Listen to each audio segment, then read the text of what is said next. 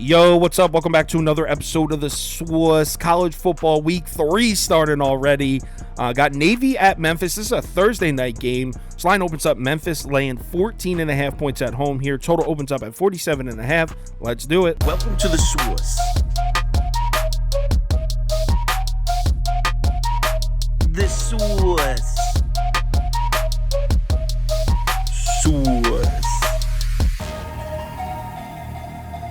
Hey, get the Swiss. So action's coming in all over Memphis in this one, and the line hasn't moved at all, which is pretty scary if you like Memphis in this game.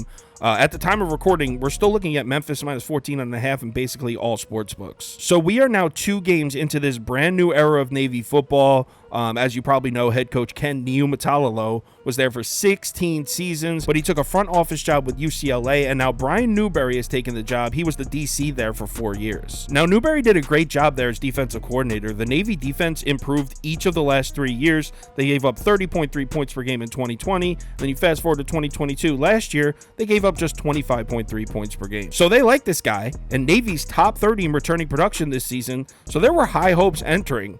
But things are off to a rocky start for Navy. They looked absolutely terrible against Notre Dame. They looked awful. I mean, not that anyone was expecting them to beat Notre Dame. They weren't expected to win the game, but they played the Irish tough last season, and I think there was some hope that they would put up a fight, make that game interesting. They didn't at all. They got steamrolled. Navy was supposed to have a good run defense this year. Notre Dame made them look like an FCS program. And then the following week, it kind of gets even more concerning. They faced Wagner, who's not only an FCS program, but they're not even a good one.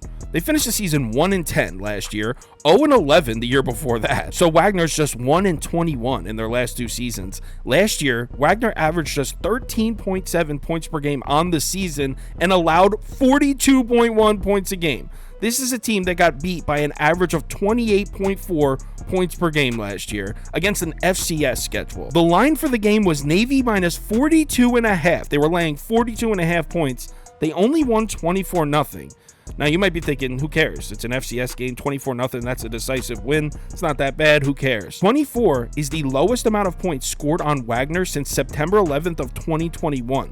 Central Connecticut scored 21 on that day. That was the last team that failed to exceed 24 points against Wagner. Let me remind you, this team plays an FCS schedule, giving up 42 points per game, and Navy only put up 24 points. That's a red flag. And it gets even worse for Navy because now they're looking at a bad matchup. Because if there's one thing Memphis defense can do well, it's stop the run. Look at the jump in production from Memphis run defense last year. In 2021, they were 90th in yards per game, 64th in yards per carry, and 89th in effective rush.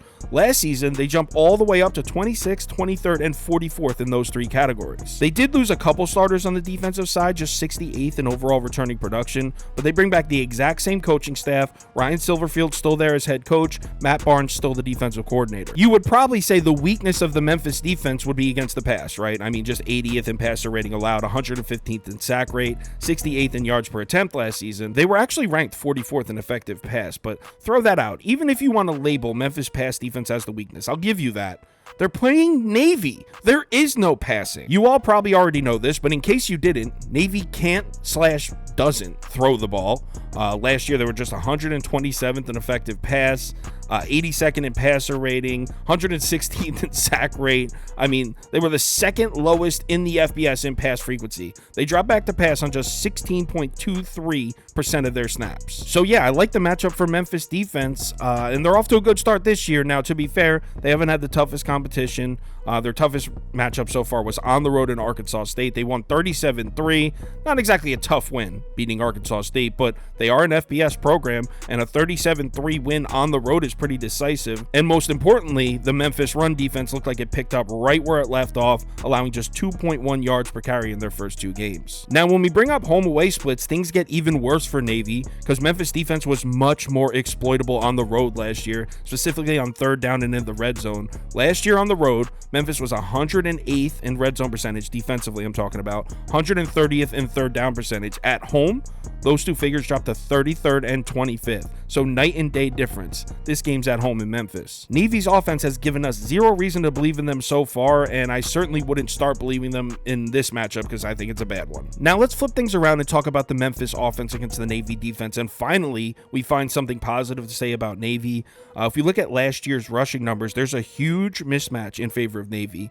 Memphis struggled to establish the run last year, just 87th in rushing yards per game, 94th in yards per carry, 72nd in effective rush. Navy defense was top 10 in all three of those categories, so that's a huge mismatch. But there's a couple problems with that. Number one, we just saw Notre Dame bulldoze the shit out of the Navy run defense. So I have questions on whether or not they can stop the run this year like they did last year. And number two, Memphis ran the ball on just 49% of their offensive snaps last season, 83rd in the FBS. This is a pass-first offense. Memphis likes to sling the ball with their quarterback Seth Hennigan. This is his third year at Memphis, and he's been the starting quarterback all 3 years.